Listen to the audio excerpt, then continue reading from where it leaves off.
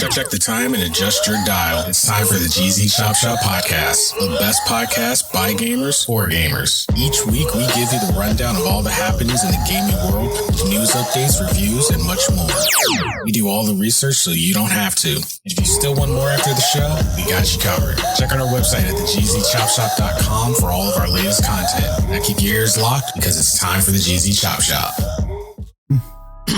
Kicking things off in 3, 2, 1.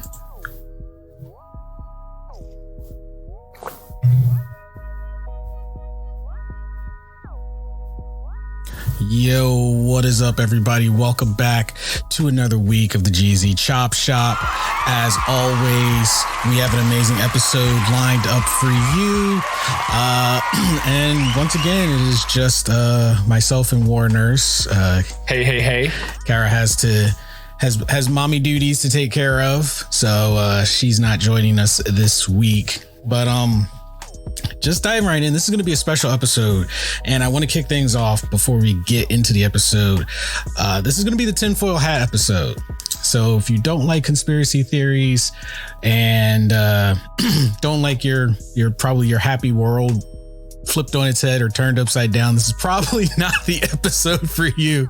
But I do want to say we are not professionals. Most of the stuff you're going to hear is our opinions pulled from things that we have found articles on, and we are just connecting our own dots. We are not saying any of this stuff is factual, no matter how much stuff we have figured out by coincidence. But I do just want to point out that the stuff we're going to talk about initially are from reliable resources about current events and what have you, but so many things are just they get to a point where we have to sit here and go, okay, wait a second. And that's where our opinions start coming in, and we're just talking. So don't forget to check out our Patreon, check out our Discord, leave comments and reviews, and jump in on these conversations. Yeah, whether you agree or disagree, we would love to hear your thoughts on the matter. Maybe you catch something we missed, maybe we're approaching it at a different angle than you are. So don't hesitate to hit us up on the Discord. All those links could be found in the description of this week's podcast episode. Also, apologies to anyone who's probably going to be looking for the timestamps, because this conversation is probably going to be all over the place. I don't think there's going to be timestamps for this episode. So just buckle in, kick back, relax. Freeform episode, people. And enjoy the ride. So kicking things off, let's just talk about the elephant in the room. Yesterday, let's just say a good portion of the internet was just shut down. Facebook, Instagram, and WhatsApp, which the later two are owned by Facebook, went offline at about 11:30 a.m. EST. And it was offline for about 5 or 6 hours, and it caused a lot of problems. We're talking between all the companies in the world and people that utilize this. It wasn't just communications that were cut off. It wasn't just that meme, that good morning, or that inspirational quote you wanted to share on Facebook or Instagram. No, it was businesses losing trillions, I repeat, trillions of dollars around the globe, including the government, like, believe it or not. So social media marketers lost a good portion of work. Yeah, a lot of small businesses and growing businesses lost millions and millions of dollars. It was insane. So Instagram models, I'm sorry, you had a rough day yesterday, I'm sure. Well, I saw some pretty messed up. I felt like there were messed up comments on Twitter and stuff. A lot of people, saying things along the lines of, well, that's what they get for sitting at home and trying to make money. And I didn't like that comment because, first of all, that's such an unintelligent comment. It really bothered me. So many people, the internet itself, we are reliant on. There's no going around it. And so many people's lives and businesses are rooted not just in Facebook or Instagram, but in the internet. So those comments that people were leaving along those lines was just not intelligent to me. I don't understand people's thought processes. These are people that, selling stuff online, even if it's just like merchandise, that $30 shirt or that, bottle of wine or, whatever item they're selling online and their business is doing well. That's the difference between paying bills at the end of the month or not. That's their job. Yeah. And believe it or not, people, we're intelligent enough these days we're starting to understand that you don't have to go to a warehouse until you're 50, 60 years old, break your back to pay the bills. There's way more things out there that you can do. And the internet gives us a lot of opportunities to do just that. So that line of thinking, no. That probably stems from a lot of people that they can't, either they refuse to learn how the internet could be beneficial. They refuse to because that's probably like a generational thing, an upbringing thing. Because about not even that long ago, like at least 20 years ago, you didn't have a job unless you were walking out the front door. Nobody considered you having a job unless you were walking out the front door. And that's still a strong mentality among people. Like if you're not physically walking out, showing the world you're going to work, then a lot of people do not consider you to be working. Also, there is going to be that, there's possibly also stems from people who tried to turn the internet into a lifestyle and it didn't pan out. Whether it was a fault of theirs or just that, it just didn't work out. So there's probably some, bitter resentment there. And I'm not saying like, that they should go and be nasty about it, but I can kind of see where some of those people are probably coming from, because the internet is, especially right now, one of the hardest and at the same time easiest places to make a living. But there's a lot of people who literally woke up one day and was like, I'm going to do X, Y, and Z and make money on the internet. And it worked. And you have, John Doe, Jane Doe, who, still does have to break their back 9 to 5 because they don't have the time to sit down and do all these other things. They're being a parent, they're going to school, they're going to work, they're doing all these things.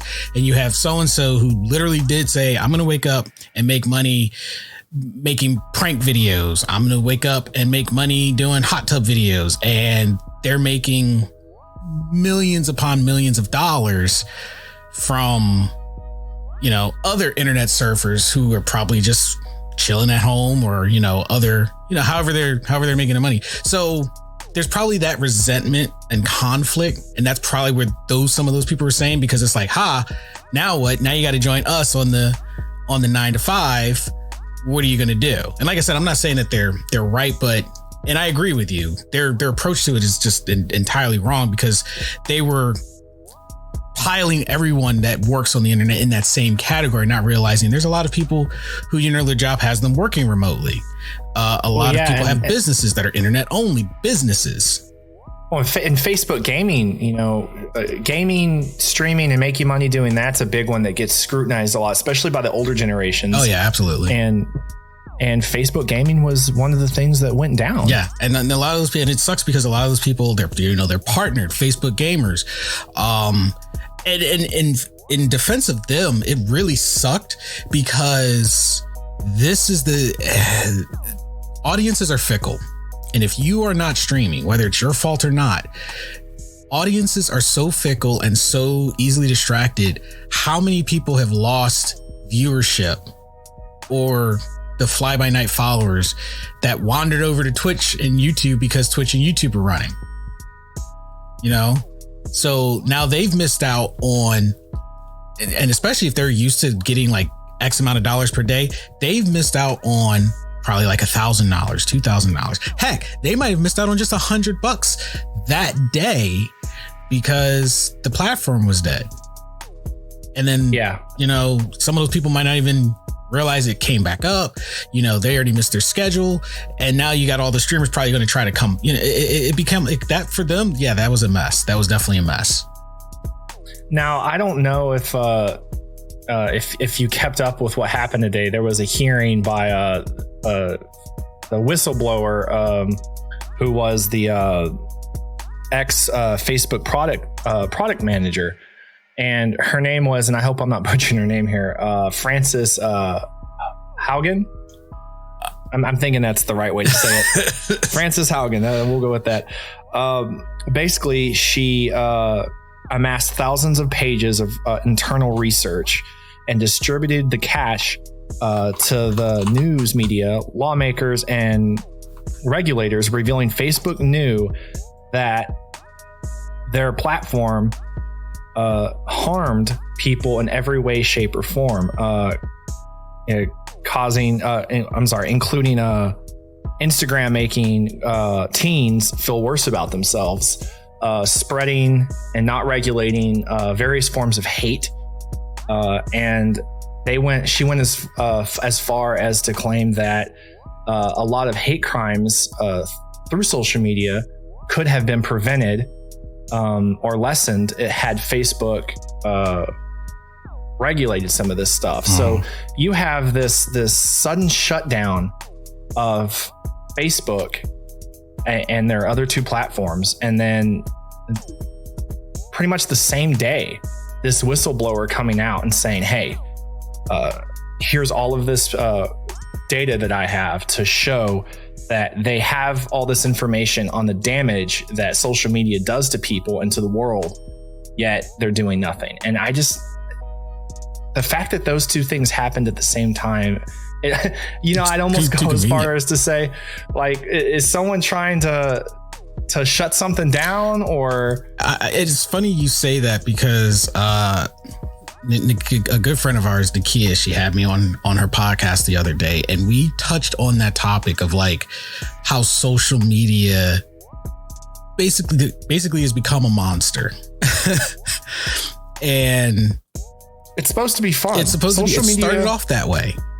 When I remember having my Zynga account way back before MySpace, and then MySpace came out, and you could add music. You could let people know how sad you were through the very tunes that you had programmed, and or that you were in a bad mood. But ultimately, social media was fun, and over time, social media, it's no longer fun. The only thing I use our platforms for social media, for the podcast and for our merchandise and stuff, is just to reach out to people, communicate people that are within the same areas of gaming and anime and pop culture, and just to have a good time. But outside that, I don't mess with social media, because I don't go through forums and read people's comments on current events.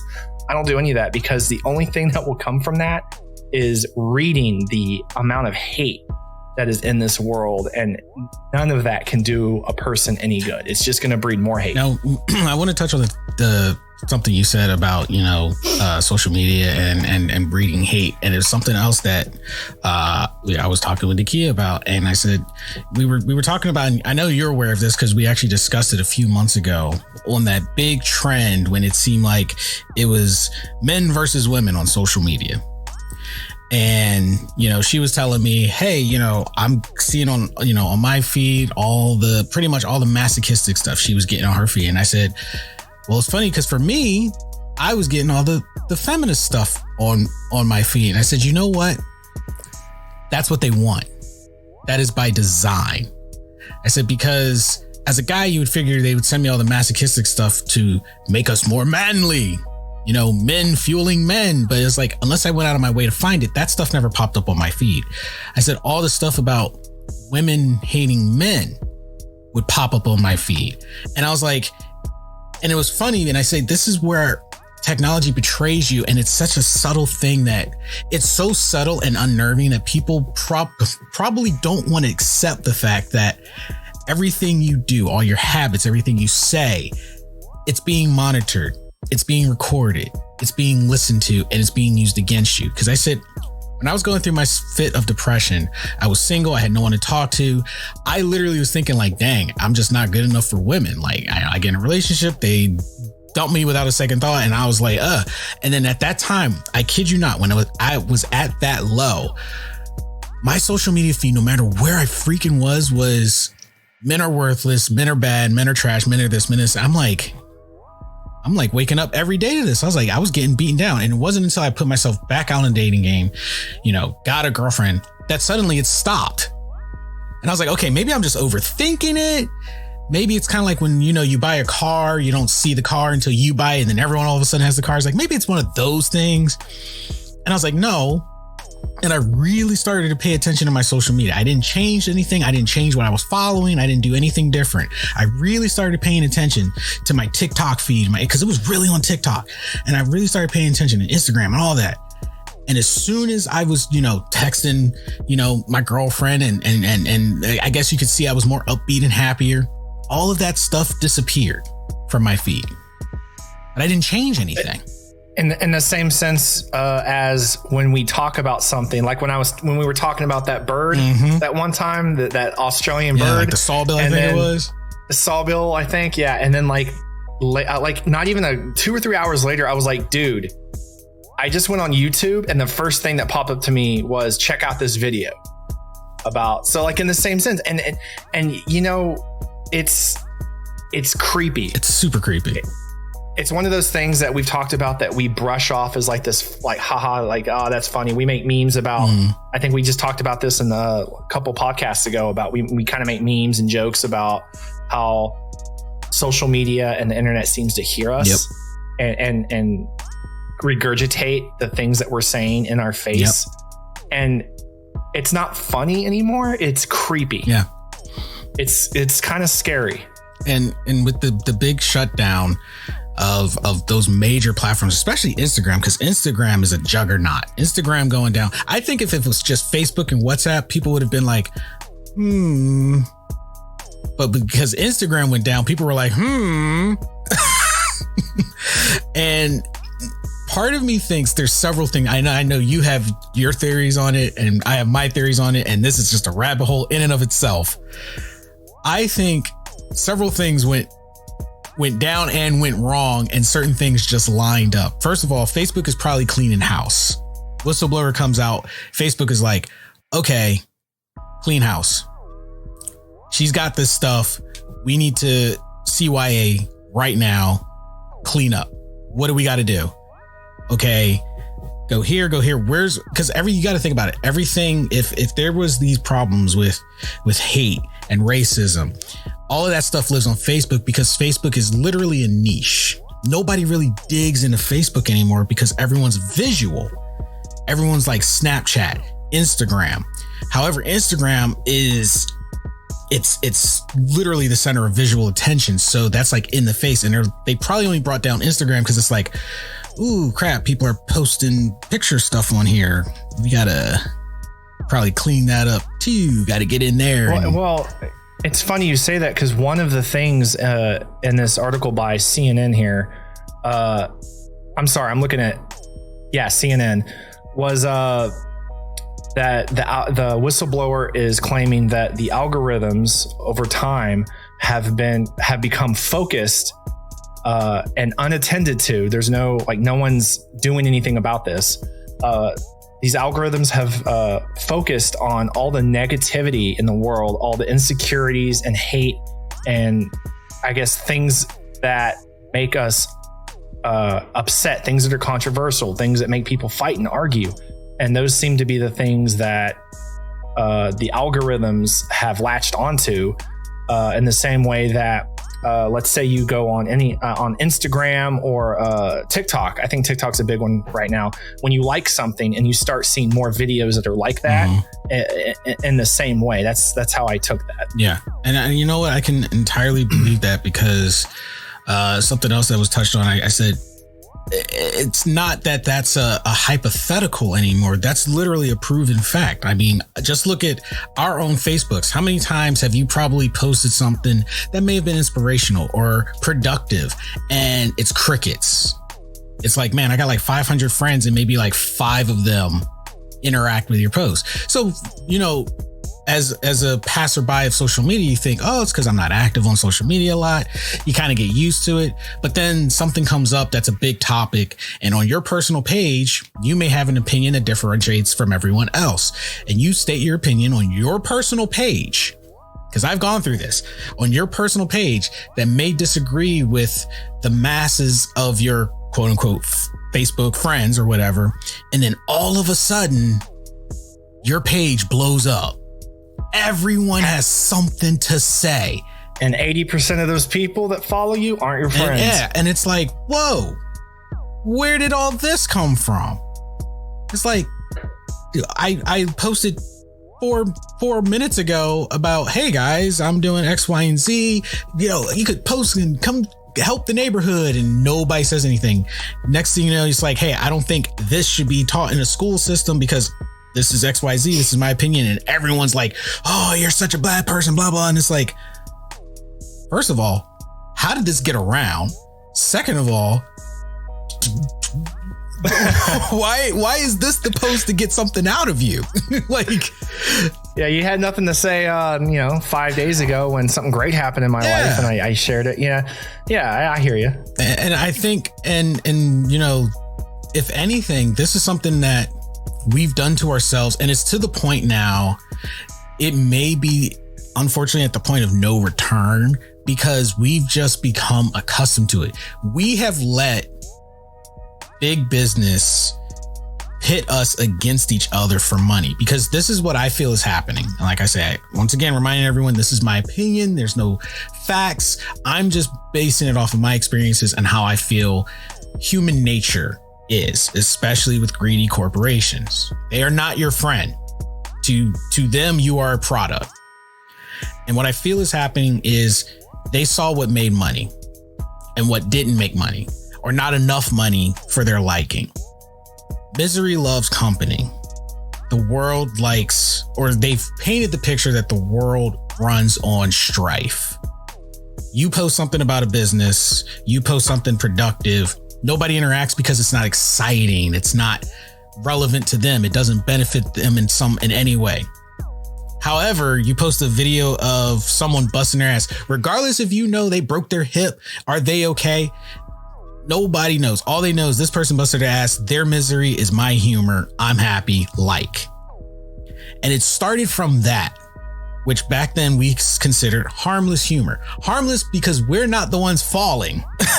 It's harmless to us. We weren't the ones in the video. And that's when they started going, okay, we see now where this is going, because everyone goes to work. Everyone's we're cogs. The algorithm changed and adapted over time. Yes. To what was making money and views. Yes. People, just like the media. Exactly. People promoting their businesses, people promoting, saying they were having a great time. There was a time where people posting that they were living a great life did things because, people were like, oh, I want to be happy and blah, blah, blah. But then once it came out that a lot of people were faking it, giving a show of having this great life. And I blame tabloiders, whatever their perfect term is, the people that like to go around and exploit celebrities with their fake lives. Amateur journalists that work for the tabloids. Yeah. They're part of the problem too. They are the originators of what social media became, because in my opinion, they couldn't make it. They're bitter. So they're going to ruin everyone else's life. If this person wants to post the highlights of their life, the good parts. It was a foreshadowing of what the internet would become based off human nature. Because what did I say earlier? Misery loves company. And no one ever questions those writers. Like, did you ever think they might just be a very miserable person? Did you ever think of that? Like, they just miserable and they want... I'm a little miserable. Yeah, so I'm going to make everyone else's life miserable. And I'm going to start with celebrities and they're like, oh, I'm just delivering the truth. Their truth. You're delivering the truth to who? Well, they need to know these people are fake. Why? I mean, first of all, if they're an actor or an actress, every person they portray is fake. Their personal life is their personal life. Is your personal life all put together? Obviously not, because look what you're doing right now. And now, because people ate that shit up, because in some regards it maybe made them feel superior to other people, and they ate that shit up, and then the algorithm adapted.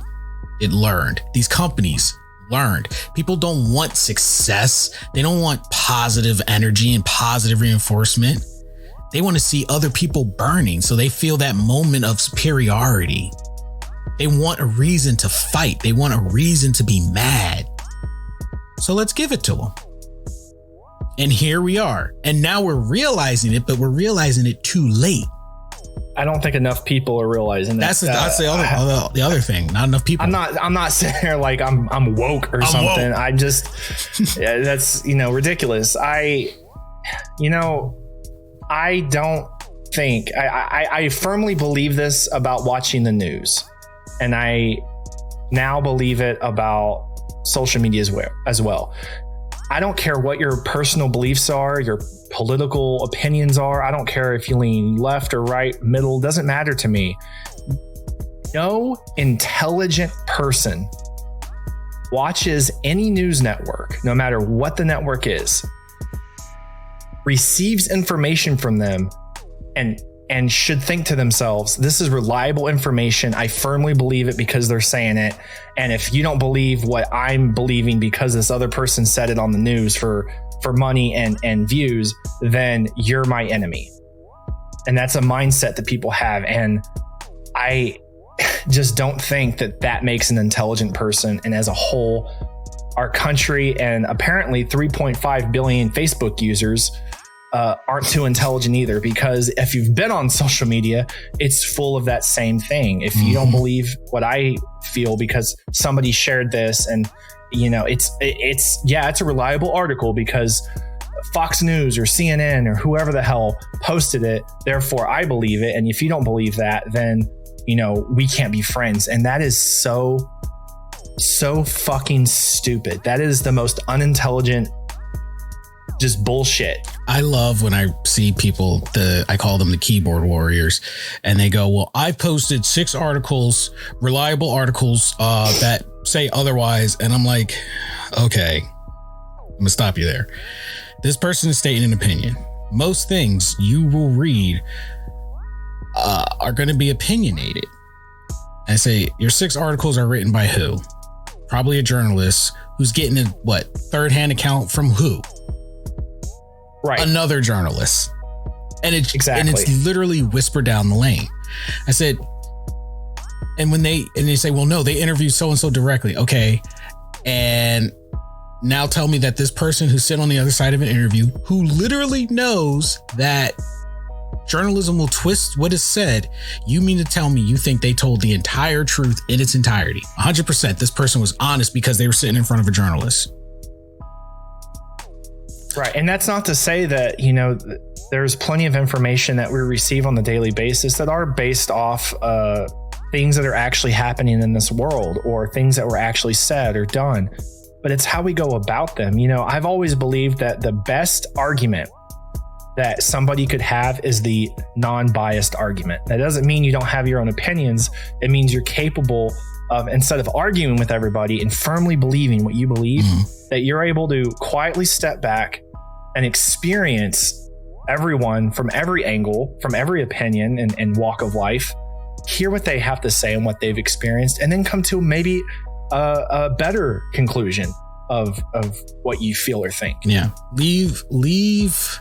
And I know, it's hard. It's hard even for me. I'm nowhere near perfect, and I have some things that I'm firmly a believer in that at times I'm like, I probably should step back and broaden my thought process. And a lot of those times I won't speak on those things because I know I'm stubborn in my thoughts on it.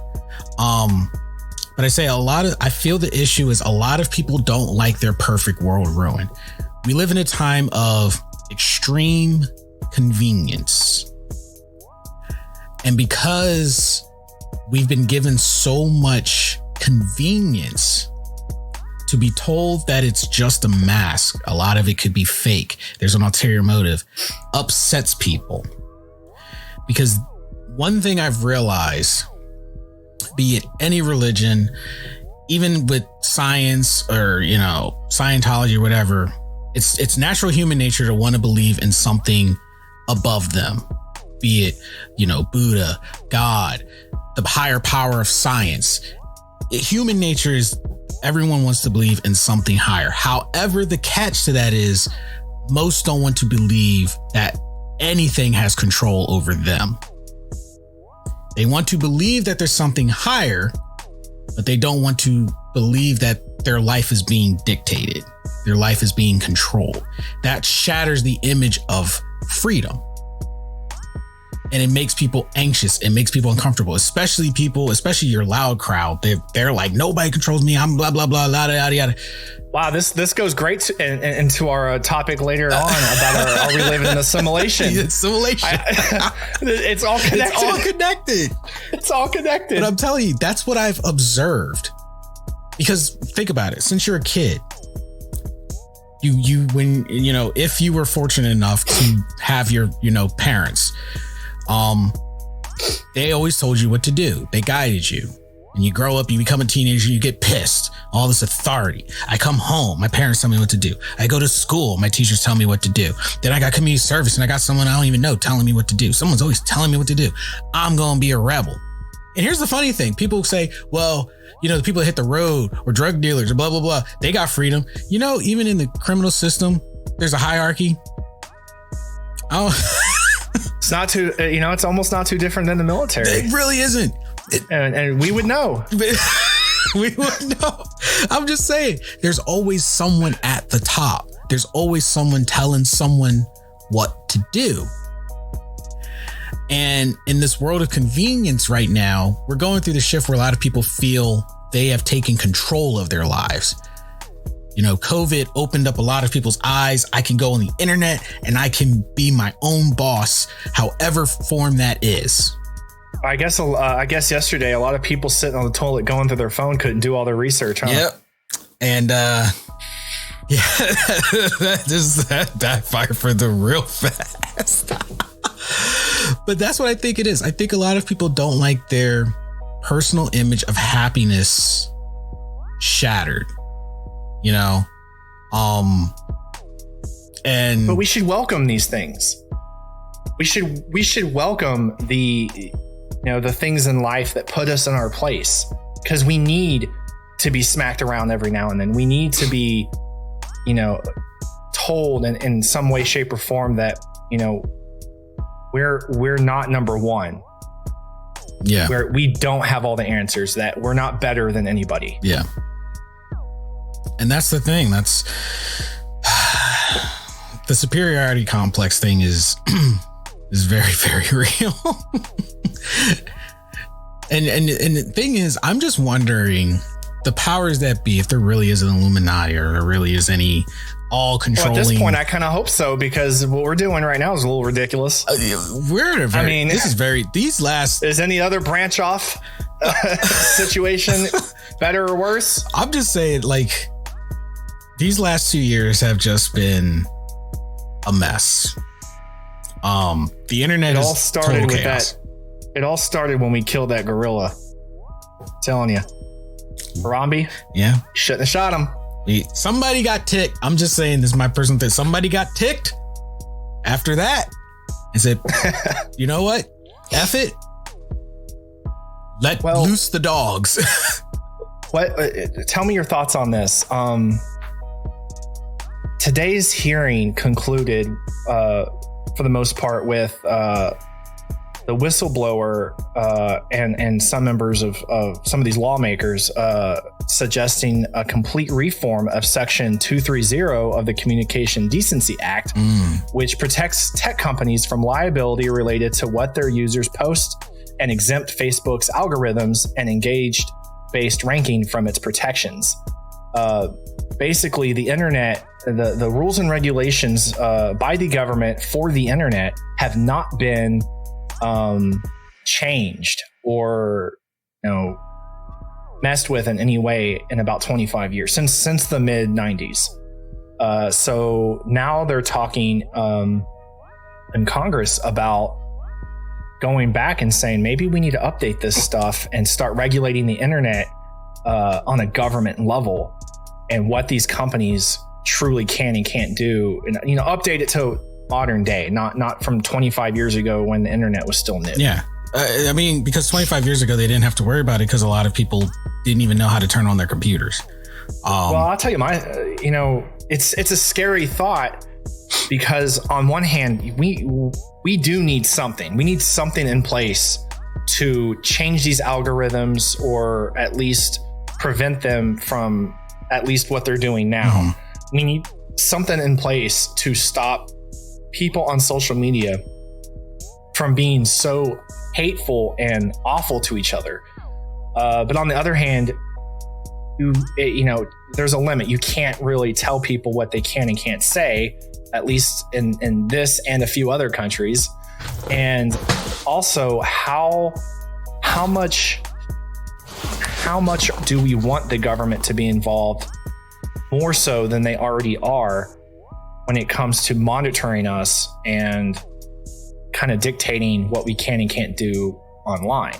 There's a gray area right now, and I think it's being blurred, and it's dangerous. It's a double-edged sword. What do you think? I'm going to say this. I feel the government coming in would not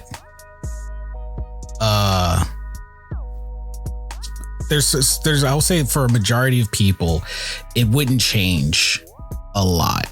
People that don't live their life on social media I'll say like a day-to-day basis. What I mean by living their life on social media, I mean, posting literally their life. Their life is open for social media.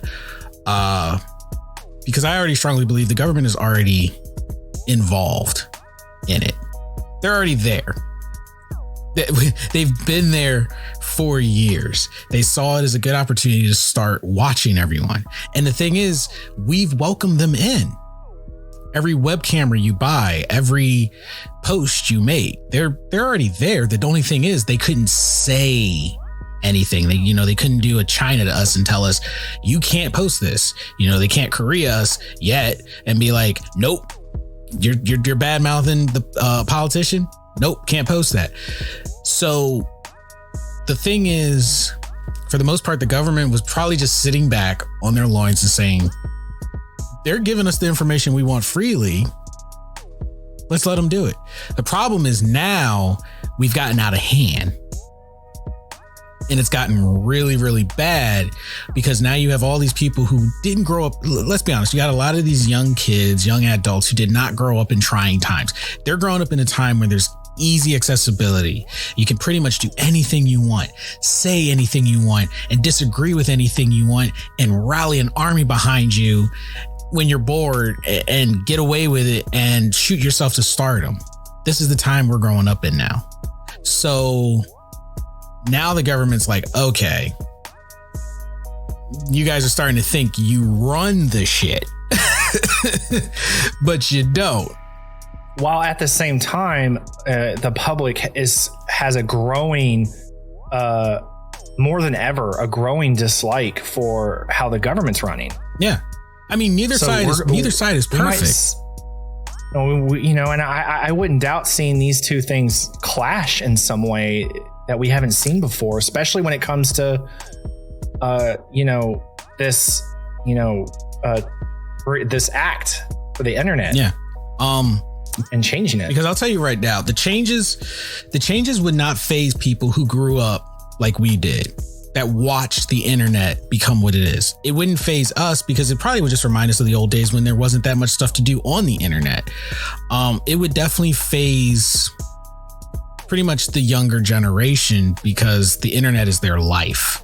For a lot of them, literally, it is their life. It may be their work. It may be their hobby, it may be their pastime, but it literally is their life. And to have the government step in, I would say what they probably would do, and this kind of ties into something that we wanted to also touch on about the security check, the little security thing that got shut down last week. For those who don't know, we'll touch on that. But I feel like the government would step in and they would try to get people off the internet, basically. I could see if we keep going on the path we're going on, the internet will become a place of strictly business for us. Because especially now. Employers are trying so hard to get people back in their factories, back in their warehouses, and people are like, nah, I got the internet. And that might be the same thing with some government jobs too. I mean, I'm pretty sure they've, lost people and they're trying to get them back, and they're like, nah, I got the internet. And especially with, whistleblowers, people are bold now. They don't even try to hide themselves. Remember back in the day, if you were a whistleblower, nobody knew who you were. You buried your identity. Now people could just be like, yeah, it was me. Yeah, it was me. What are they going to do? No, they're going to get sick of it. They're going to want people back in the old fashioned, you go back to a building to go to work. And I'd go so far as to say in like 20 years, there'll probably be allotted times to be on the internet. We're going to be living in a future where it's like, all right, you got 50 minutes for your internet access. Remember, everything you say is being monitored. It'd be like little notifications popping up in the corner of the screen, not Windows updates, but the government's watching. Remember, and people think, oh, like, that's far fetched. Okay, but really, because Korea's already been doing it. So, what comes to my mind is the movie. Did you ever watch Equilibrium? Yes, with Christian Bale. World War. That's exactly what I was thinking when I was saying after that. a devastating Third World War, society comes together to create a drug to subdue what they believe is the cause of so much hate and violence. Yeah. And then literally removing them. And right now, we're getting those tinfoil hats on. I like it. I like talking about it. It's the tinfoil hats. And social media is the fuel. The more stuff that keeps happening, and the more control the government feels like they have to take, and the more people push back with hate and violence, and the more we fight with each other, I can't tell if it's getting worse or if it's always been this bad, and the internet has and technology has allowed us to extend all of that stuff through these means. I can't tell which it is, but it really feels like it's gonna come to a clash somehow, where one side or both sides are like no, and there's just so much pushback from both sides that something gives. It sounds crazy, but historically, anytime there's been too much conflict with people and a government, and you see it building and building over time, something happens. Mm-hmm. Yeah, empires fall. I will say I do strongly believe it's always been this way, though, with people. It's always been this way. However, accessibility to the internet has just brought it to the surface. People who didn't have that voice before, or it was only within their little groups, now can reach the world. So it's always been there. They're all just finding each other now. And they're fueling each other. And now we're in the situation we're in now, which brings me to the other thing I wanted to talk about on a slightly lighter note, but still all connected. The security certificate. When you posted that article in the Discord about the about all the laptops and smartphones and smart TVs and PlayStation. I think it was PlayStation 3 and previous 3s and 4s, 3s and 4s, and some older Xboxes. The certificate going out, and then those devices no longer having access to online services. So I was actually passing it around, and some of my friends and family were like, Y2K part 2? And I said this, I said, you know what? The certificate will expire. However, they're not going to do a mask off button for everyone. So to summarize, basically, there is a security certificate that every device that connects to the internet gets. It's how they do their security check to know all the devices that connect to the internet. And it's basically a security feature. And it's been around for how long? This is like the 1980s, pretty much. The certificate is old. It's been around for a long time, and they just kept updating it. But this time, they were cutting it out. They were like, nope, we're not, any device that was 2017 and older, you're going to have problems. Basically, you're going to have problems connecting to the internet because that certificate is not getting renewed. And basically they were saying, if you don't buy updated devices, you don't buy a PS5, you don't buy anything 2018 and later, your older stuff is not going to get connected to anything. My theory behind that was, I feel from a business perspective, that was a strong arming move. Because a lot of personal businesses run on older tech. Because a lot of people don't have the money to go out and buy all this high. If they had the money to go out and buy the high end equipment, they're either already doing really well, or, you know, they're the big established businesses already. So a lot of smaller businesses run on 2017. That's not that long ago. That's not that long ago at all. And they were saying 2017 and older. That would cripple so many small businesses with little warning, because the article only came out the day before they implemented it. So there was little to no warning, and it didn't hit the news. Of all the things that hit the news, that didn't make the news. It was quiet. Like, yeah, we're just gonna shh. So what I'm thinking is, people, they're letting stuff still connect, right? What I think they're gonna do is they're systematically gonna let stuff start shutting down, stop working, because that works better because it's less questions. So it's like, systematically start weeding things out. Give them little internet problems, because then in the subconscious, people are going to think, oh, my stuff is old. They're not going to question it. They're going to go to the store, buy the new thing, get rid of the old thing. Well, and how many people really understand what these certificates are, that they exist, and their purpose? Exactly. And the fact that they're even expiring. Exactly. So they're just going to think, oh, my stuff is broken. You know, they take it to Geek Squad. Geek Squad's going to be in on it. They're not going to know anything about a certificate. Yeah, it looks like your certificate expired. Yeah, they're just going to tell you. Can you fix it? We have nothing to do with that, man. Like, that's not a thing. They're like, they can't figure out. Hey, you can buy a new computer much more than your average Joe, believe it or not. Yeah. So most people are just going to go. They're just going to buy a new computer, and they're not going to think anything of it. Shelling out that cash.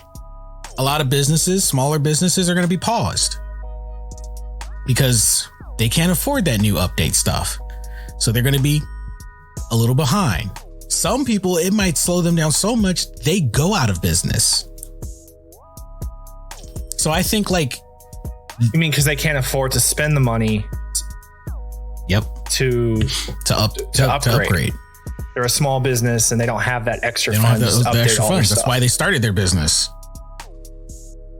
And for, the casual user, like, yes, I'm a business owner, but I'm not, trying to run a store out of my house. I'm not shipping things. So I don't pop up on that radar. So most of my stuff will probably still work.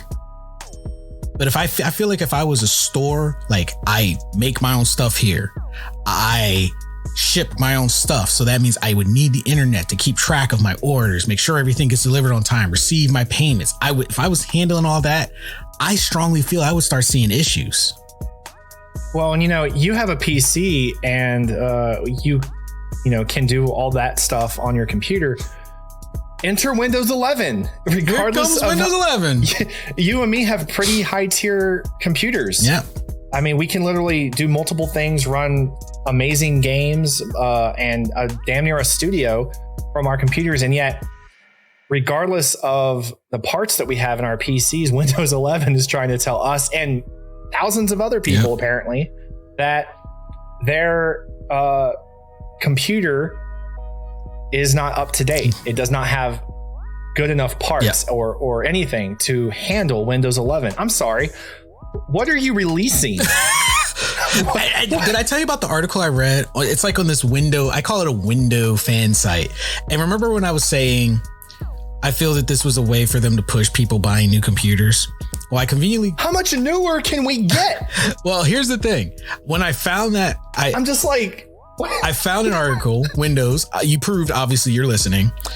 An article popped up on my feed about, here's why Windows doesn't need you to buy a new computer for their operating software. And I was like, really? After we had that conversation. Like, all right, I'll read it, even though it's on a Windows-based fan site, basically. It's a trap. Yeah. So I read the article and it was like this guy, and he's like, yeah, I'm breaking out all the reasons why that's false and stupid, and basically saying anyone who thought that is stupid. I said, okay, see, this is tying into something earlier about social media. This is proof of that, because you get one person in the room who makes themselves sound really smart, and if they can insult you in a way that isn't your typical insult, a lot of people feel embarrassed to stand by their opinion and will unanimously agree and change their view, because this one person, smart, quote unquote, made you feel dumb because they just happened to use a few more bigger words and started talking about jargon that most people don't understand. So I said, okay, I see what's happening here. You're calling anyone who thought outside the box stupid because they didn't come at it from a technical standpoint. So let's do this. Let's come at it from your technological standpoint. And he went down and he was like, they're still going to push this software out. And then he was like going through, and I said, okay, you completely grazed over the fact that they're telling everyone their hardware is not up to standards. You completely glazed over that. You went around all the other things, but you didn't touch on the literal glaring part that they're saying their operating software is beyond everyone's computer. Yet all the new computers coming out are going to have what? Windows freaking 11. And I guarantee all those new computers coming out that are going to have Windows 11 are not running 360 Supers or, I don't know, 380s or i9s, which ties me into the other thing, because I'm like, okay, if you also say, it's for gamers, blah, blah, blah. Are we not in the midst of a GPU crisis still? That is not set to see any leeway until, I don't know, next year. So what could your computer possibly be packing? Also, on top of that, you say you don't need, Windows doesn't need to do that. And people don't buy it. This was the thing that kicked me. And I was like, okay, now you sound naive. He's like, nobody buys a computer just for the operating software. Obviously, you haven't met rich people with too much time and money on their hands. Hello, Itachi, Mac? I raised this question to Microsoft. If my computer can run Crysis at full graphics and 100 frames per second, which, by the way, is a feat all on its own, how can you sit there and say my computer is not up to standards for Windows 11? And my computer is literally brand new. Is my computer going to turn into Crysis? Am I going to be enveloped in this virtual world that I can't escape called Windows 11? I'm gonna just fuck out of here. Microsoft made an initial push. They're going in it in waves. Their first target is anyone who's not technologically savvy but wants to keep up with the Joneses. That was their first target. Did they know the tech savvy people would be like, yes. But however, we're still a little bit smaller, especially on that scale, than the people who want to just have the new and the latest. Someone would rather buy a computer to be able to go to school. Think about it like this. They weren't targeting us. They're targeting the kids in probably college, high school, and younger, because those kids hear that, they get on their computer that their mom, dad bought from Christmas, pops up in the notification, your computer can't run Windows 8. Anyone with a little bit of time, research, and that rich friend, they go to school, it's like, yeah, my computer said it couldn't run Windows or Windows 8, Windows 11. And they're like, oh, your parents aren't going to buy you? Man, if you don't get that new computer, you ain't going to be able to play Fortnite. Now they run back home. Which, by the way, you only need a 1070 with an i5 processor to play. But now your kid runs home, starts bugging you. You just coming in from work. You're tired. Your feet hurt. You just want to relax. But your kid's coming at you and saying, Mom, Dad, I can't play Fortnite because Windows 10 is going to break. And you're like, what are you talking about? We just got you that computer. Yeah, but Billy said that I won't be able to play a game. Now, first you want to be like, F Billy. Billy's not paying these bills. Which is, I might do. I can't imagine my kids being older and going, look, kid, fuck Billy. Okay. He doesn't know what he's talking about. I know what I'm talking about. I know what I'm talking about. But that's not the average. The average parent isn't, they're not savvy. In so they're just going to sit there and they're going to look at each other and they're going to be like, if we don't do something, this is going to be a problem later. Fortnite keeps him quiet, gives us our downtime. We'll just buy him a new computer for his birthday or Christmas. Congratulations. Instead of just buying him a copy of Call of Cthulhu and having him read quietly in his room. Now, boom, Microsoft made sales. So and here's the thing. I said, how many people went down to the bottom and actually read the author? Conveniently, the author used to work for Microsoft.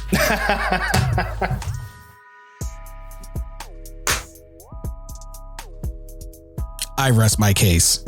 This is why we do this show, people. I know we're kind of reaching here in some areas for fun, but also to get you guys to think, and because it's thought producing.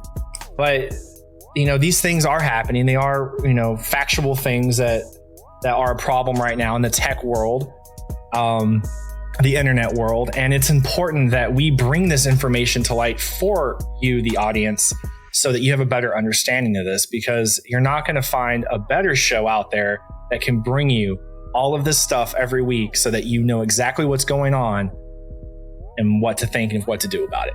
All we ask is think outside the box. That's what we like to do. We like to think outside the box. And if you don't believe us, look at some of the things from our previous episodes. Look at the date of the episodes and then look up the first article you can find about it. I promise you most of the stuff will be dated after we had discussed it.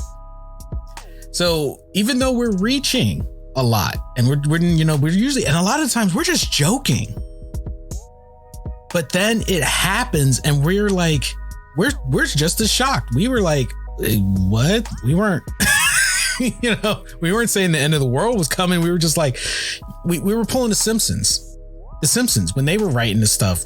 They were writing it in jest. They were writing it in humor.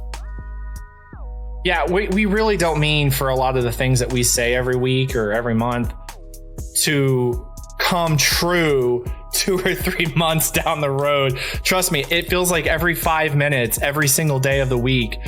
This past year, it's been. Yep. This is just fucking constantly.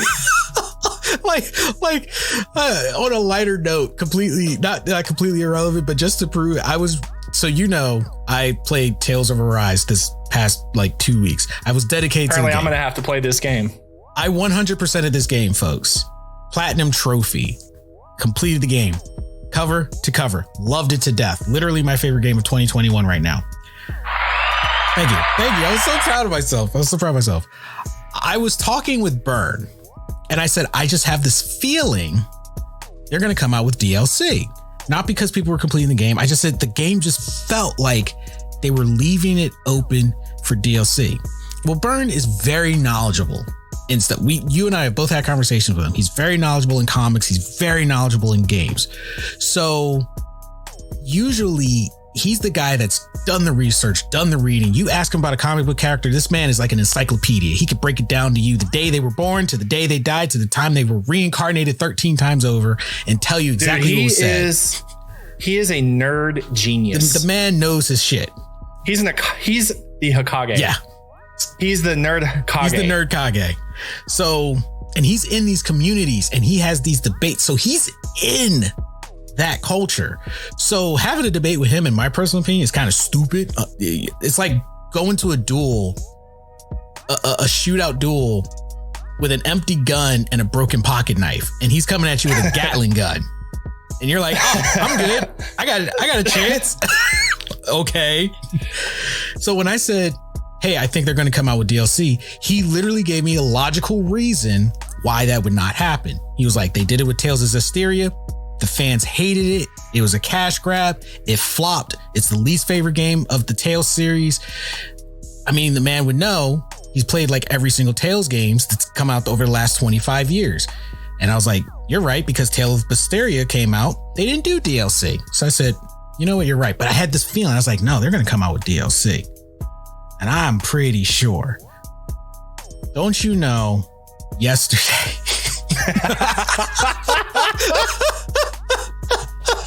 I look on my feed and it says Tale of Arise announces DLC. I said, a lot of shit happened yesterday, apparently.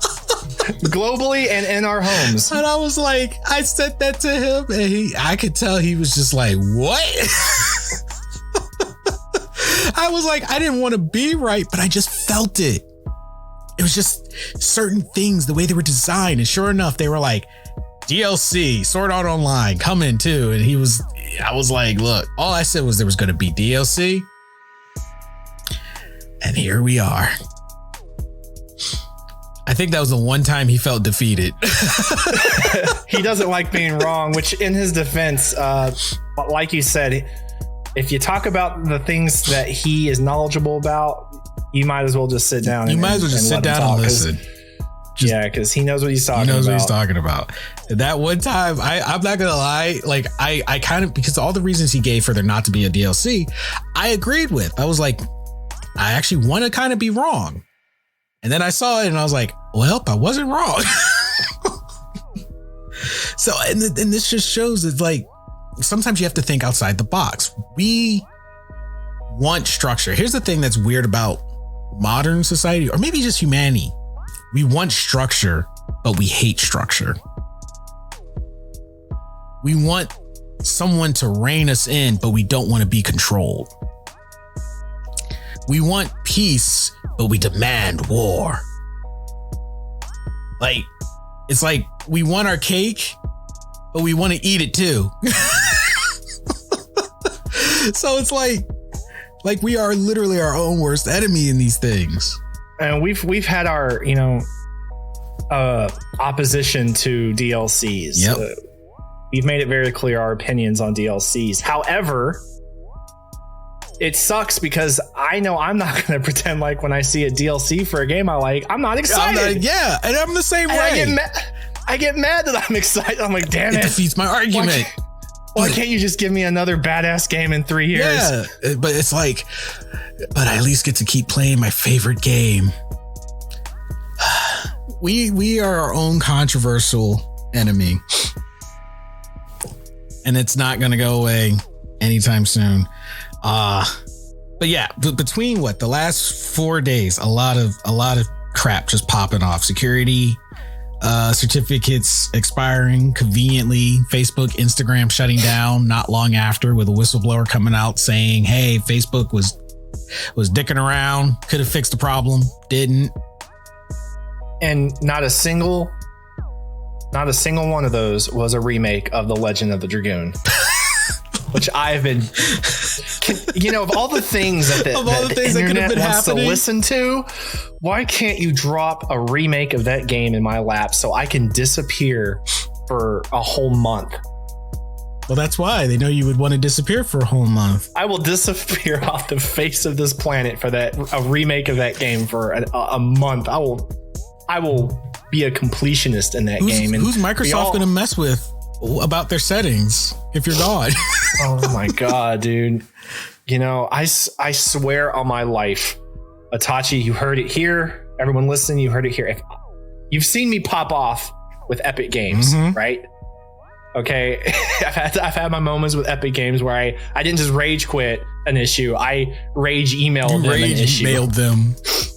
But I worded it pretty professionally, I felt. But I swear to God, Itachi, if I finally get Windows 11 up and running and it accepts my apparently inferior PC with up-to-date parts according to every game I play, and I'm going and I get you have an update, and I update it, and then my computer has problems for the next day or two or crashes on me like it did Windows 10, I will fucking rage email. Look, Microsoft, I will talk about everything we've talked about. I will write them a thesis and talk about everything we've talked about in this show, every conspiracy we've had, every single thing we think. I don't care. I will let our names be known. I'm tired of Also, I just want to say, before I forget, I want to say this now so people can't say, you didn't say that. I'm saying it here. For all of you out there who agree with the blog writer about Windows not needing a new operating software to sell computers, you are completely entitled to your opinion. I am not telling you your opinion on that is wrong. Absolutely not, because this is just my opinions.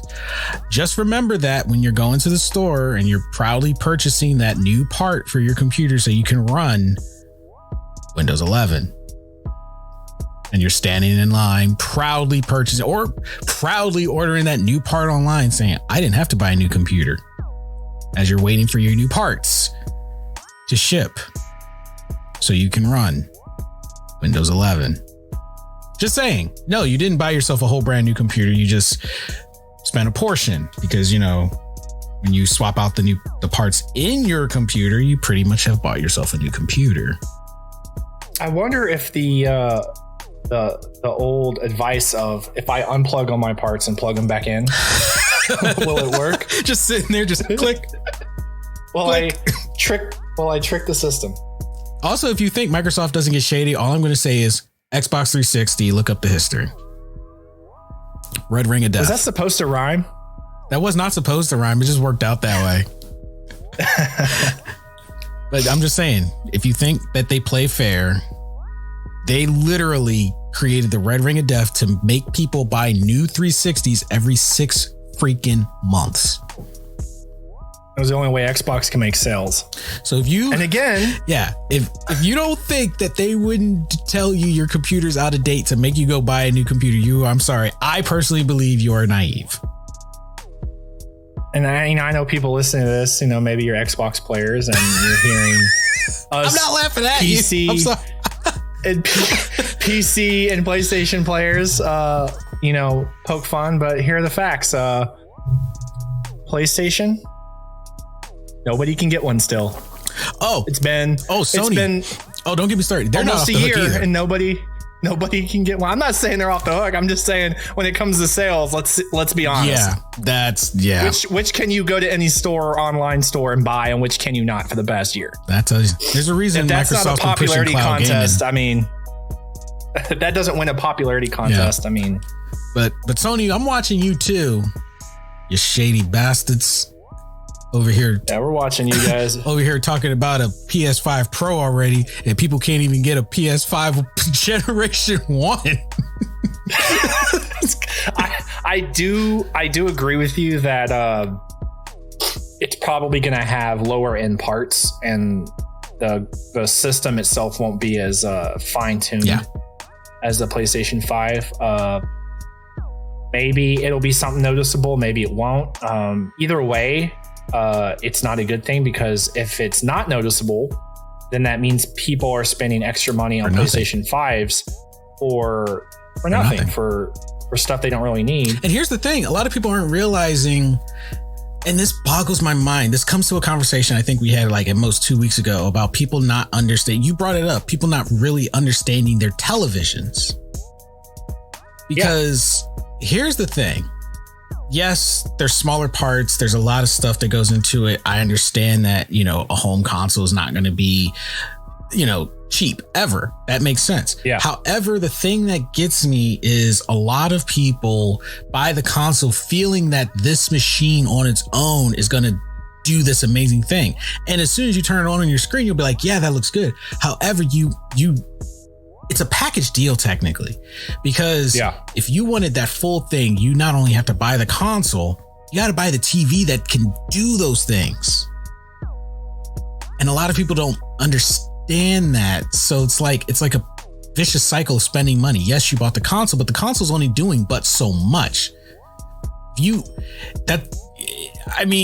can still get a PS5 to run on an old monitor. As long as I got the right hook, I can still get it to run. Yeah, the game will look okay. I'll still be able to see a difference in improvement, but unless I go out and then buy the TV, because look at it, when a console comes out, a TV comes out. They almost go hand in hand. Yeah, they do tend to come out in November, actually pretty much December. Yeah, right before the holidays. Which is, So unless you've upgraded your TV with it, you're not getting the full quote unquote potential either. You think you are, but you're not, especially if your TV was already built and came out before the PlayStation 5. I'm just saying. Also, I'm wondering if the PlayStation 5 is going to start seeing internet problems in the next year or two with the expired security. Because think about it. If they were retiring the internet security certificate, all the PS5s that were already out, would they not be under the old certificate? Holy crap, that's a good point. So either it'll be a problem and you'll ultimately have to buy a new PS5 at some point down the road, or we have a bunch of big fat liars out there who can update every old device with a new certificate as they update the new PlayStation 5s with a new certificate. Now I saw that they were saying, so either way, there's a bunch of bullshit. Yeah, now I saw that they were saying like, oh, if your software was, below software, whatever, you would see problems. So basically what you're saying is you could update it for everyone. You're just choosing not to for everyone. So I'm guessing if anyone has a PS5 and you play it casually and you haven't updated in a while, it might be too late. But see if you can update it, because I'm pretty sure, because that came out in 2020. They definitely would have been running the old certificates. Well, and it makes me wonder about Windows 11 also. When I go to my settings and it says up to date, and then next to it says Windows 11, but I'm not up to standards somehow. What's going to happen in 2 or 3 years when they do like they do with all of them and shut down the previous version and not make it, compatible with anything? And then what would I do? I don't even have a disk drive. They would probably, I would hope by then they would be like, okay, yeah, you're right. Or fucking something. Yeah, just upgrade some people. What are you going to do? Make tens of thousands of people have to buy brand new computers in 3 or 4 years when you finally shut down Windows 10? If they could, make it non-compatible. If no one tells them they can't do that, they would 100% maximize the amount of revenue. That's the game. That's the name of the game. Maximize revenue. Wow, we covered quite a bit here. We were all over the place, but everything was connected. But I know there was something you wanted to talk about, so let's get there, because we don't have Kara this week. We have Daniel's corner over here. We got Daniel's corner over here. That's right. So I posed the question to Itachi and to the listeners. Are we in a simulation? And what is consciousness? Now, we have a lot of scientific research in quantum physics right now, debating the likelihood that we are in a potential hologram, or that this actually might very well be a simulation that we're all in. And it's about a 50-50 chance that we could be. The more we learn about the universe and what we perceive as consciousness seems to raise more and more questions we get some answers, but it really raises more questions. And a lot of it coming from what is consciousness, and are we in a simulation? And I think of this research and this idea as a game. I want you to consider, and you could think of The Sims, you could think of Grand Theft Auto, whatever game you want to think of, right? You have a character that you play. You tell that character what to do, and that character does it. The character in the game is created out of numbers and algorithms, and that on a level, that character experiences things from its point of view. not from the point of view that you have, but from its point of view as a game, as a character in this game. And it has its own experiences that you experience yourself from your point of view when you go through the storylines. If this is a product for someone else, then why are we experiencing it? The product being the RPG. The experience of the characters are very different from the experiences of the player and the game.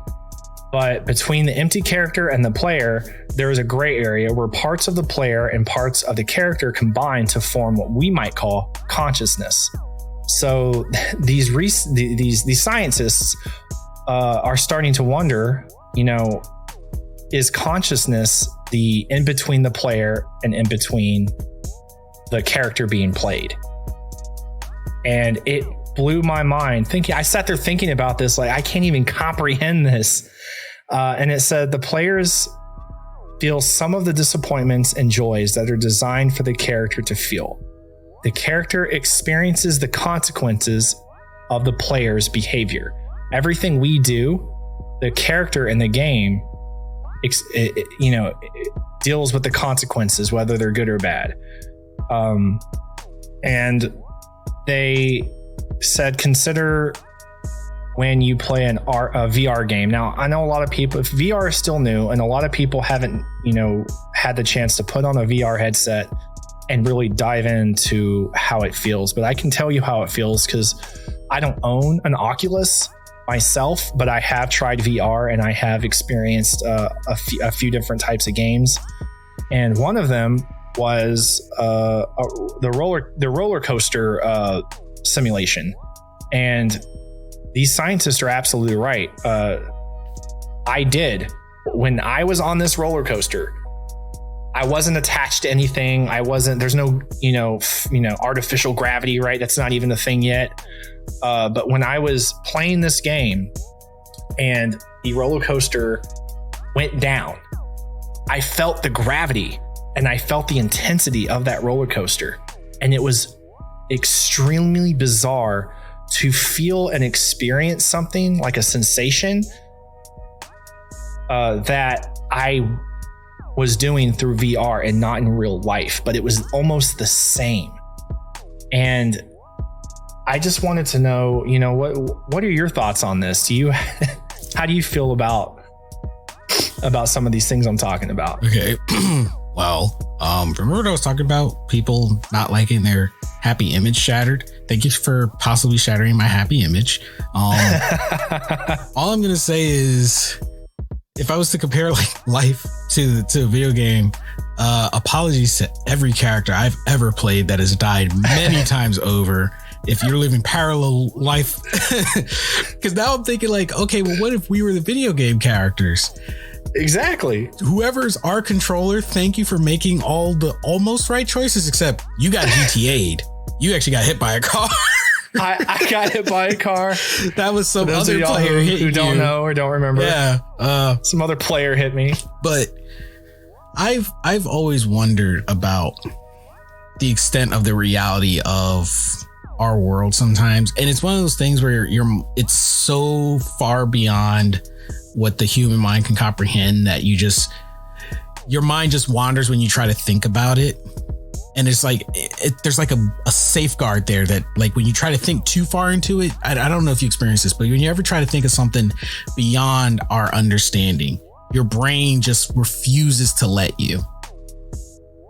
Your brain just like safeguard, like, nope, you're not meant to understand this. I'm gonna just stop you right here. Here's a happy thought. Remember this? And then you wander off and go on about your day. Also with the way we dream, I've always found fascinating because, they say dreams are a collection of your memories. And then there was that theory of the melting pot where it's everyone's consciousness coming together.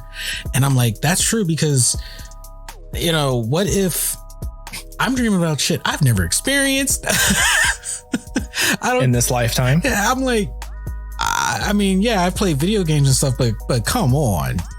Like, well, I think of the anime, that time I got reincarnated as a slime, right? and then he got killed, and then he was reincarnated in a different reality that was very much real, but it was full of magic and fantasy and like all of this stuff. So, what if you're seeing a parallel life that's yours in that fantasy world? Yeah. The theory that there are parallel universes out there and we're connected on some level, right? And we're experiencing, or when we dream, we're getting fragments sometimes of some of those things. And I know it's far fetched, but if consciousness is theorized to be connected as a whole to every organism in the group, in the universe, and the parallel universes, then who's to say that there aren't these unimaginable parallel realities out there, that another version of us is out there experiencing some form of fantasy world where laws of gravity and physics itself and everything's backwards and changed and different, works completely different than here. And our dreams aren't just fragments of those. This is kind of stuff I like to think of. I don't think of it in terms like, yes, this is true. I just think of it like, I think it's fun to think of, because we know so little about ourselves and our own singular version of consciousness in our own mind. Where does it come from? So I always reckon it to playing a game. And I think I was telling you the other day about a meme I saw where it was like everyone who's making fun of the Facebook and Instagram shutdown is disgusting, because you're not being considerate of the person playing the VR game, and they're trapped now. And they're now trapped in this other reality for eternity. And if they die there, they die in real life. Yeah. And I was like reading this, like laughing, but I was also like, oh my God, like, I hope he's okay. I swear I might have been onto something. But I think about stuff like this, and another thing I think of is, maybe this is the game we're playing, right? And this game of life, it's actually a game. And when we when we die, it's like going to sleep. And when we come back to life, when we're born, perhaps it's like waking up and having never gone to sleep. And that's what maybe reincarnation is like. Rick and Morty, I think, probably did the best approach to that with that episode when Morty had lived out an entire life. Oh, yeah. In a virtual simulation. And he came out like, what's going on? Freaking out. He lived his entire life, was married, had family, lived an entire life in a virtual simulation. And like, how unnerved would you feel to open your eyes one day and realize you are not human, you are another species of whatever, or a different human, and this was a simulation lifestyle. You were bored, you went to the arcade, and you're living out a video game simulation. Or maybe you were very happy with what you were doing. You were enjoying life and things were going great. And then suddenly someone takes the glasses off you, or wakes you up from your little cocoon chamber, whatever the case is. This is the Matrix. And they're like, whatever the case is. And you're like, this is reality.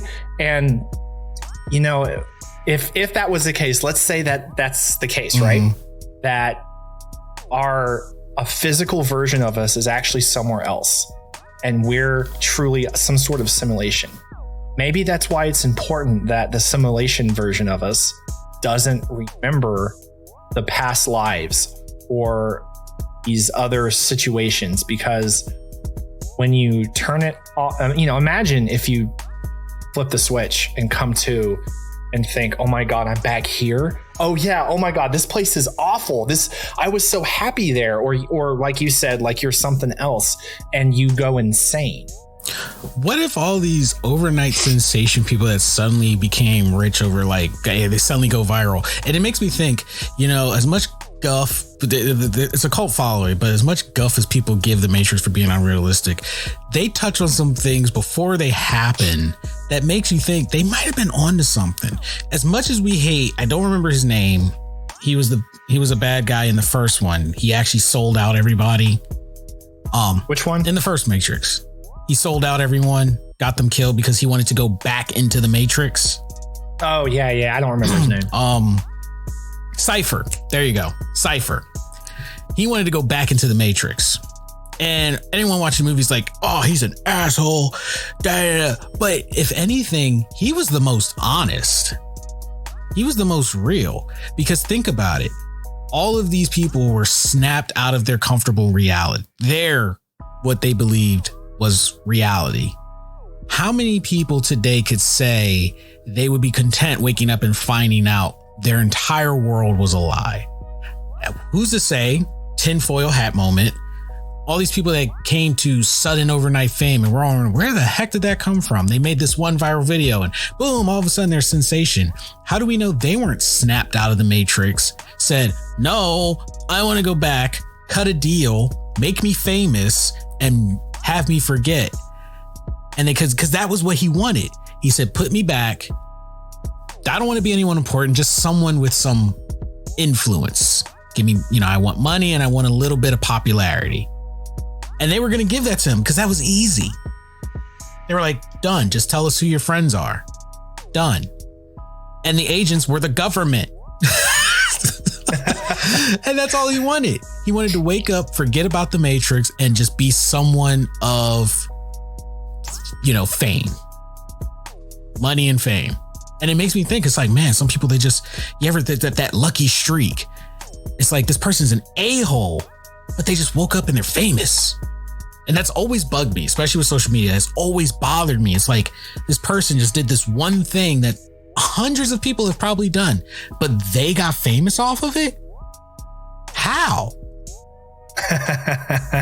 I'm like, no idea is original. Let's be honest here. There's almost no idea that's original. It's hard to be original these days. But this person became famous off of it. When I'm pretty sure if you dug enough, 30,000 people have done it and no one cared. It's how he did it. But what was the difference? That's what I want to know. Someone made this cool before it was cool, but you just happened to come along and you were the one that everyone picked. And as much as I would love to say, well, they probably that's when you slap your hand. Conspiracy. Simulation, favoritism. And as much as I want to say, because it would make me feel better that, well, maybe they were sexy, maybe they were tall, maybe they were white, maybe they were, any other ethnicity. I don't know. But that's what makes me feel comfortable as a logical explanation. Because as a human, I need someone somewhere to take the blame. But maybe they were pulled out of our collective consciousness, saw what the real world was, didn't like it. Heck, maybe half of these hot young chicks aren't really hot young chicks, but they were brought back to be hot young chicks. What is wrong with you? Look, you get my brain going, man. But where's the lie though? Where's, you're just, I see exactly where you're coming from. And it's wild to think it's of. Wild. And like maybe I feel like I should be smoking weed right now or something. Oh my gosh. Don't guys, this is man. Me completely coherent and sober. Can you imagine me with my mind unlocked? Take some LSD. Oh my God, it is a simulation. It's a simulation. The whole world. It's a lie. I think about, I wonder, are we in a simulation when I walk into a room and forget why I walked into it and then just forget about it and go back to what I was doing? Dude. And I'm like, that was the creator going, that was the person controlling me going, never mind. And I was like, it just made me forget. I was like, oh shit. Or I love how they explain deja vu being a glitch. And I'm like, how many times I have deja vu?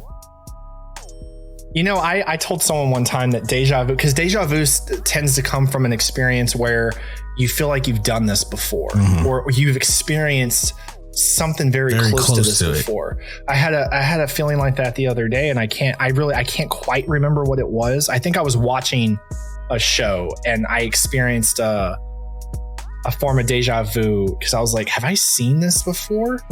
Yet I'd never watched this show before. Mm-hmm. It was weird. Like, I'd never done that with a show. I've done that like driving around or like like going about my life, and I'm like, fuck. But I've never experienced that watching a show before, which I thought was weird. It was like a third party was involved. What if? And I just want you to think of this. Here's a little mind bender for everyone and for you. What if those moments of deja vu is all of our parallel selves meeting at a point, collectively doing the exact same thing at the exact same moment? And our consciousness are connecting at that exact moment because we are so in sync that we're picking up that wavelength from each of our parallel selves. Knowing we have not done this. Are you sure you're not high? Oh man, because if you can we do not endorse drugs on the GZ Chop Shop. GZ Chop Shop, extra high, good weed. But think about it. If you already know you've never GZ Chop Shop, good. I swear to God, even without you, good Lord. We start. Oh man. Okay. That just happened. It's funny because for those of y'all just now listening, and maybe some listening have heard we had this gameplay that we put on YouTube not too long ago. Basically, we were playing Aliens Fire Team, and we had this whole bit where we talked about GZ condoms. And looks like looks like a shotgun. Oh, man. Or no, looks like a rifle, but hits like a shotgun or something like that. Yeah. Makes your shotgun look like a rifle. Makes your shotgun look like that. And we went on all these bits on like marketing and stuff. And actually, I was kind of impressed with everybody, how well everyone came together. And I'm pretty sure we might market this at some point. But the fact that he just mentioned cheesy weed, and now I'm just picturing a weird shop where you can walk in and it's called the G's. It's actually called the GZ Chop Shop, and it's like a building you can go into and buy anything. It's like a kinky sex smoke shop. I was just sitting there like, get your weed on the left, get your condoms on the right. Have a good night. I just did it right. There you go. There's your marketing right there. We'll go into a whole different direction.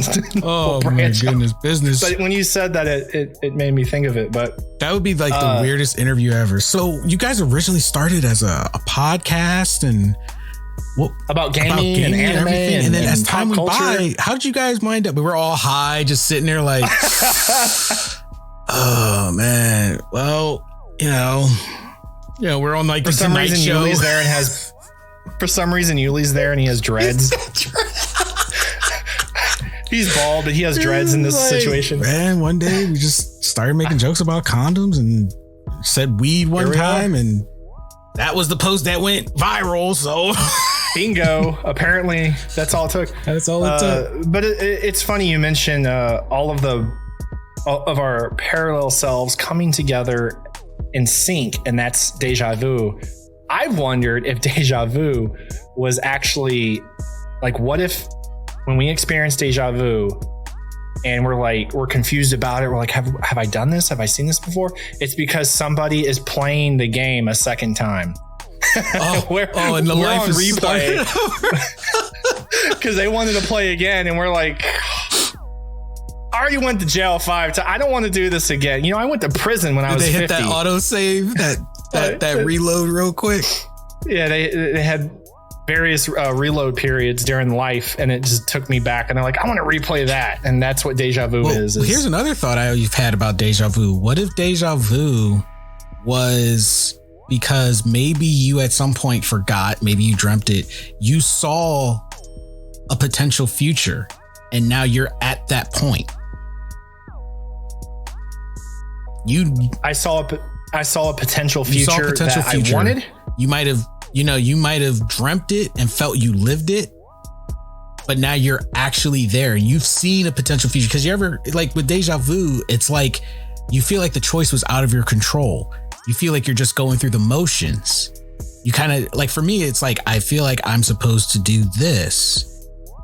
But at that point, it feels like I'm just doing it because I've, been here before. Like, I feel like this is the right choice to make. But it's like, there's no way I could have done this because, I wasn't at this point ever before in my life. Have you ever had deja vu in the Navy? I'm sure I have. I don't remember all of my moments of deja vu. So I've had deja vu in the Navy, and that's when I realized I was like, there's no way, because I've never obviously been in the military before. There's absolutely no way I should have fucking deja vu in the military. Deja vu is fucked when you're in the middle of the ocean. No point in your life have you ever been in the middle of the ocean and seen only ocean for thousands of miles, and yet you have deja vu. Staring at the ocean like, what the fuck? I'm just saying. Food for thought, people. Food for thought. Food for thought. Food for thought. Man, this was a mega episode. That is 100% for sure. Really good stuff. Tinfoil episode. I'm going to call it the Tinfoil episode. Should I call it the Tinfoil episode? I think that's appropriate. I think it's appropriate. We'll call it the Tinfoil episode. So since it was the Tinfoil episode, let's see if I can. I'm going through PODDECKS right now. I'm looking for a PODDECKS question to leave you guys on to ponder. And it was what here for girls. This is a ballsy question. I kind of want to just read it because it's there. A few moments later. But it says, for girls, what bra size do you wear? Well, attacked. I feel attacked right now. I'm not even kidding. I've been working out, I'll have you know. PODDECKS questions. If you guys ever if you thought PODDECKS might have been boring, there you go. If you check. I find PODDECKS more fun for social gatherings than playing a game of Cards Against Humanity. PODDECKS, because it's not just like outrageous stuff. Like some of it's like intellectual, some of it's personal, some of it's hilarious. There's so many different. Some of it's disgusting. Ladies, I promise you, I'm not kidding. That was the question. It's right there. If you can angle and check later, it's. That's not appropriate for leaving comments in our Discord, Itachi. We got to have another one. I just wanted to read it because I just wanted to show that it's not me. I'm calling him out, guys. I'm on y'all's side. It is on shuffle, to be fair. It's on shuffle, and I'm maybe I should pick a different deck. You should pick a different deck. Yeah, I'm gonna pick a different deck. Oh, here's an easy one. What is your biggest insecurity? Height.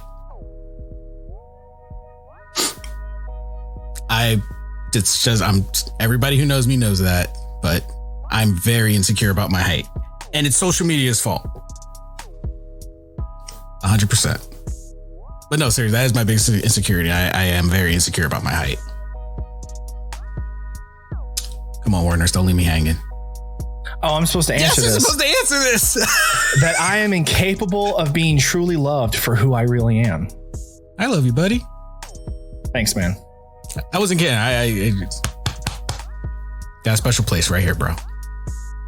But no, I totally get that. But yeah, let us know. Hit us up in Discord. Don't be shy. We're all friends here. Anyone who tries to troll anyone will be removed. Don't you worry about that. We don't approve of trolls. We have special tactics in place. We don't need algorithms to take care of trolls. We have the ultimate troll. So you can try. We have the ultimate troll. You can try. Just because he's not on the show does not mean he's not utilized in other ways. Which reminds me, don't forget to check out our Patreon. Yes, they had a wonderful After Dark episode, which will be going up this week. Along with we touched on the original book, Starship Troopers. And the controversy surrounding the politics of and philosophies of this book. So I highly recommend you guys check out our Patreon, sign up for as little as $2 and check out that podcast. You guys will really like it if you're into controversial ideas. And don't forget, guys, we are in the midst of developing a game under the name Studio Gamma. So, gaming podcast that's also developing a video game. We were really excited. It's our first video game. We are taking it slow. We are learning some things as we go. We're working on the story, and we have a lot of moving parts right now. So bear with us, but please, like Werner said, go check out the Patreon, check out our website. We have the podcast, we have the merchandise shop, we've got the game in development. We're doing, live streams now on YouTube. So make sure you check out the YouTube channel. Even if you don't listen to the podcast on Apple or anything, you can check out the audio versions on YouTube as well. Just turn it on, let it run in the background. Leave us a like, subscribe, and share, please. Every like, every share, every listen, it helps, it counts, and it matters. So thank you everybody so much for tuning in for our tinfoil special, tinfoil hat special. Really nice to break away from the norm for you guys, so you can get to see we're real people too. But anyway, stay safe out there. You have been amazing. Look out for yourself and look out for each other, and we will catch all you wonderful people on the next episode. Later, everybody.